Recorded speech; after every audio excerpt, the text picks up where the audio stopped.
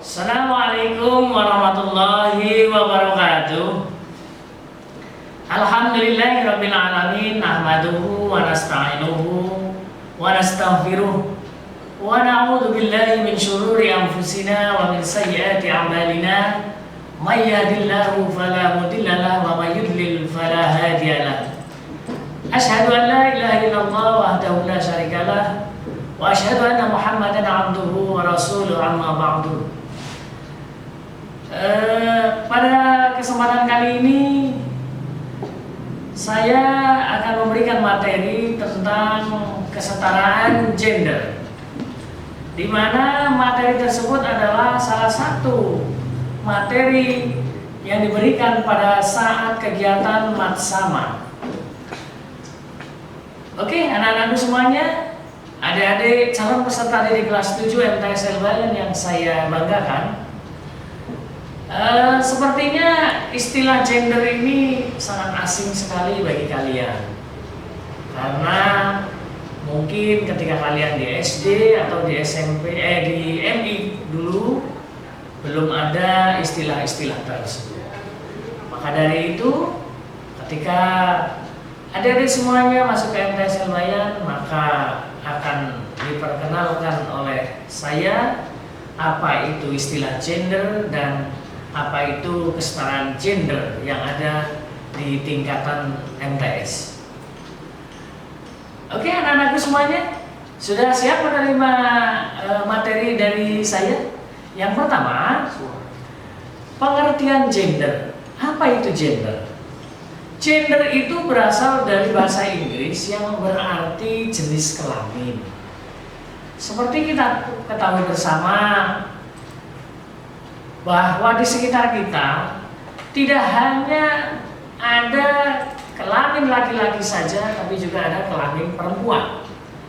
Nah, maka dari itu dengan pembedaan gender ini akan terjelaskan dengan gamblang. Istilah gender ini adalah suatu konsep kultural yang merajuk pada karakteristik yang membedakan antara wanita dan pria, baik secara biologis, perilaku, mentalitas, dan sosial budaya. Pria dan wanita secara seksual memang berbeda. Begitu pula secara perilaku dan mentalitas. Namun, perannya di masyarakat dapat disejajarkan dengan batasan-batasan tertentu. Pengertian gender ini didefinisikan sebagai aturan atau normal perilaku yang berhubungan dengan jenis kelamin dalam suatu sistem masyarakat. Karena itu gender seringkali diidentikan dengan jenis kelamin atau seks. Meski sebenarnya kedua jenis kata ini, yaitu antara seks dan gender, memiliki konsep yang berbeda. Lelaki dan wanita secara seksualitas dibedakan berdasarkan alat kelaminnya. Namun secara gender perbedaan tersebut tidak menjamin untuk perbedaan gender itu sendiri. Yang pertama, bentuk-bentuk ketidakadilan gender. Semua bentuk ketidakadilan gender di atas sebenarnya berpangkat pada suatu sumber kekeliruan yang sama, yaitu stereotip gender laki-laki dan perempuan.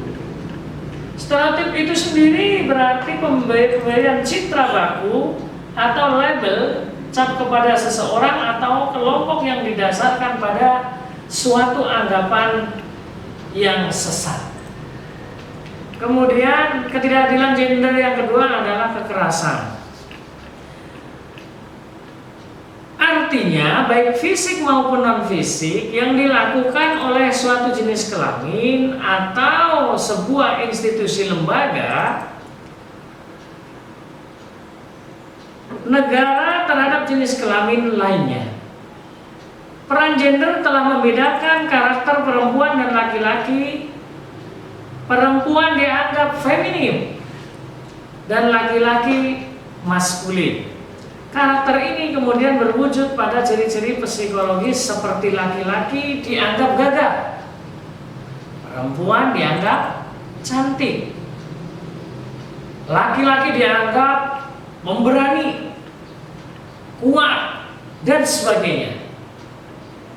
Kalau perempuan lemah gemulai, lentur, dan yang lain-lainnya. Kemudian ketidakadilan gender yang selanjutnya, yang ketiga adalah beban ganda. Beban ganda artinya beban pekerjaan yang diterima oleh jenis kelamin perempuan itu jauh lebih banyak, jauh lebih berat. Contohnya, wanita atau seorang ibu jauh lebih berat tugasnya di rumah daripada ayah. Ayah bertugas mencari nafkah, mencari uang.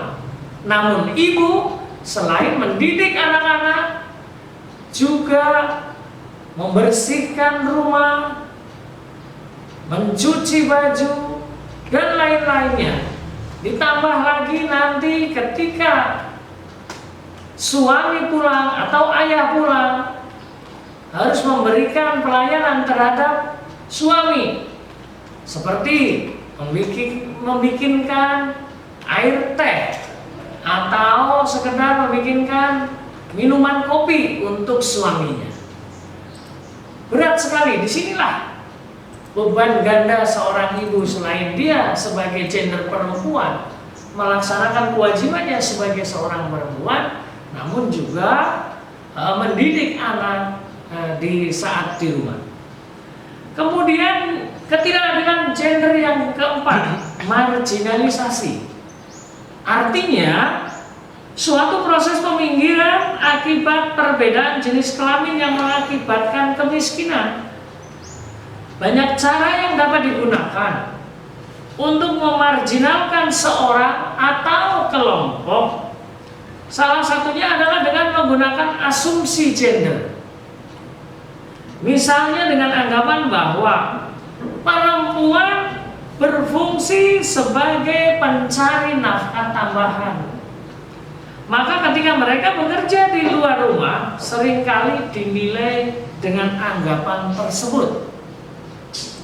Kalau seorang wanita atau seorang istri atau seorang ibu dari ibu kalian semua, ternyata selain bertugas di rumah mengurus rumah tangga, namun ibu kita di rumah harus bekerja di luar, maka ada kesan yang berbeda.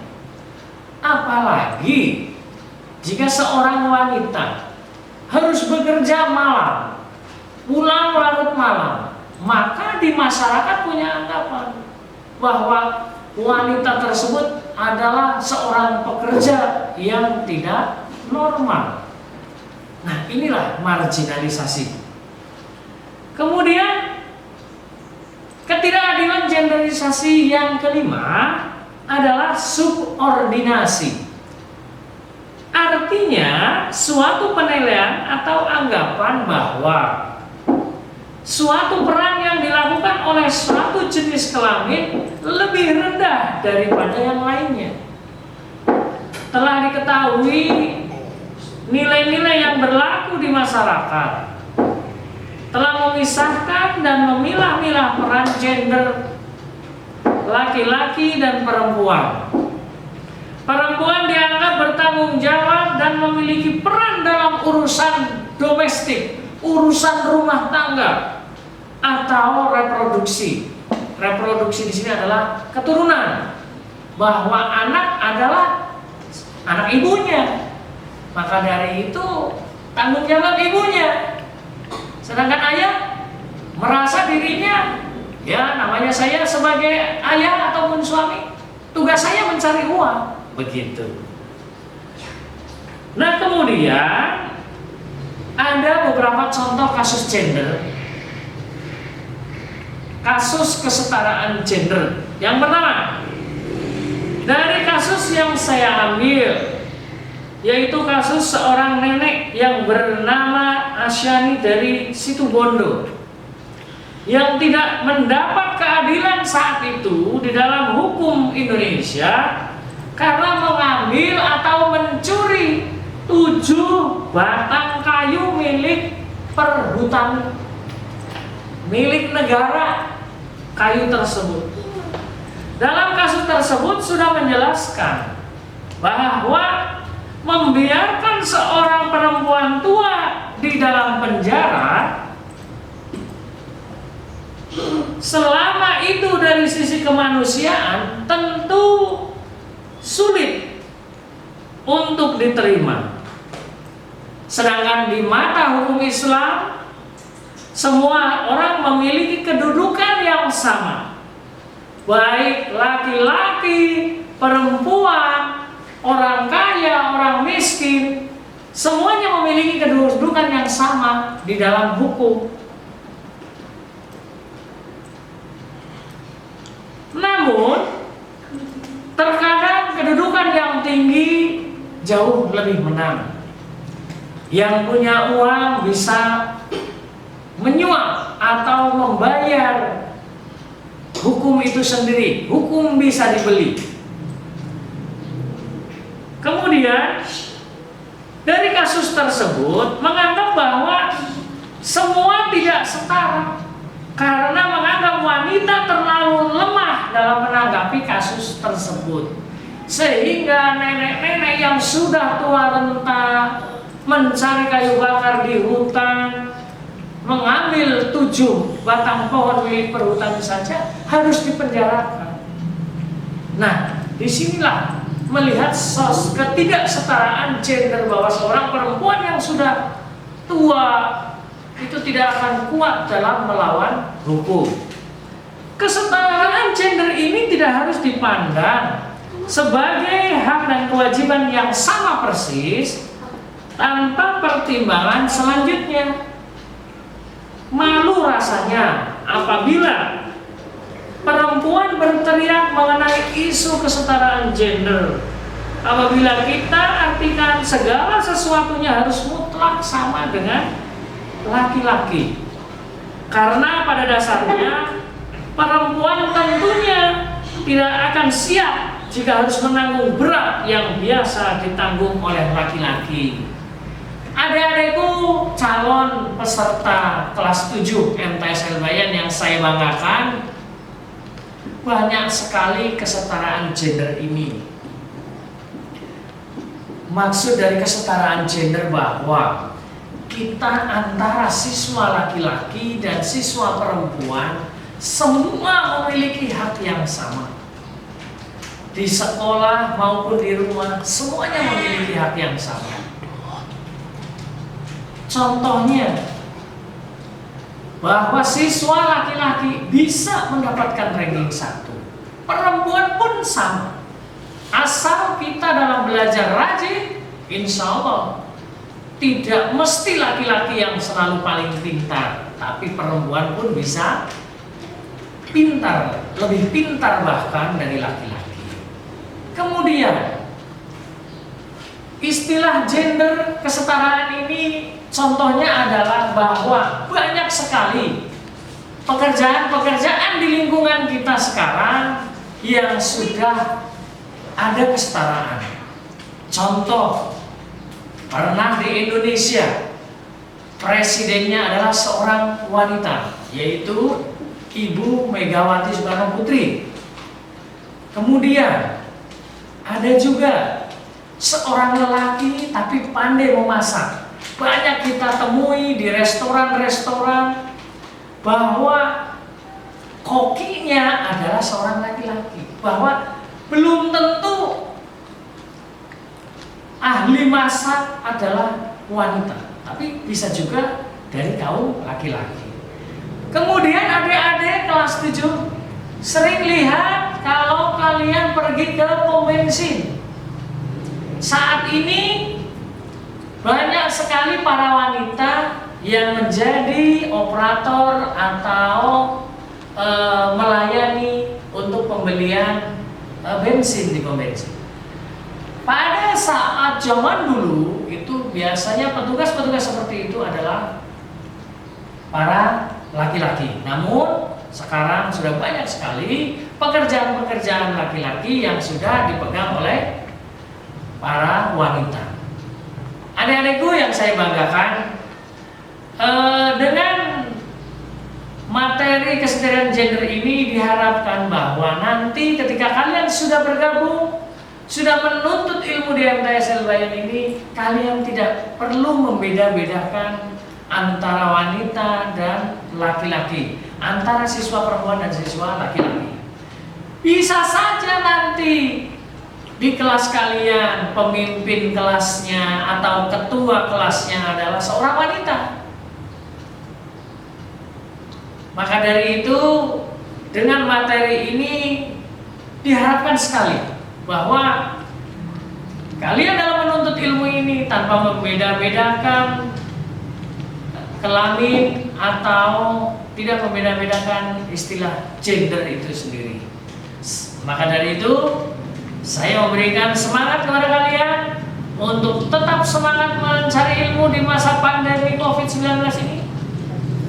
Selalu semangat, selamat bergabung di MTS Al-Bayan. Kita ukir prestasi di MTS Al-Bayan ini.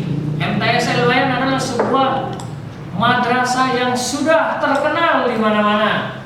Prestasinya sudah banyak buktinya prestasi dari anak-anak kita yang juara di tingkat kabupaten, yang juara di tingkat provinsi. Dan alhamdulillah MTS Al-Bayan merupakan sekolah yang terakreditasi A, sehingga MTS Al-Bayan ini adalah setara dengan SMP negeri yang ada di lingkungan kita. Selamat bergabung. Itu saja yang dapat saya sampaikan untuk materi kesetaraan gender ini. Tetap semangat, madrasah lebih baik madrasah. Itu saja yang dapat saya sampaikan. Kurang lebihnya mohon maaf. Wallahul muwaffiq ila aqwamit thoriq. Wassalamualaikum warahmatullahi wabarakatuh.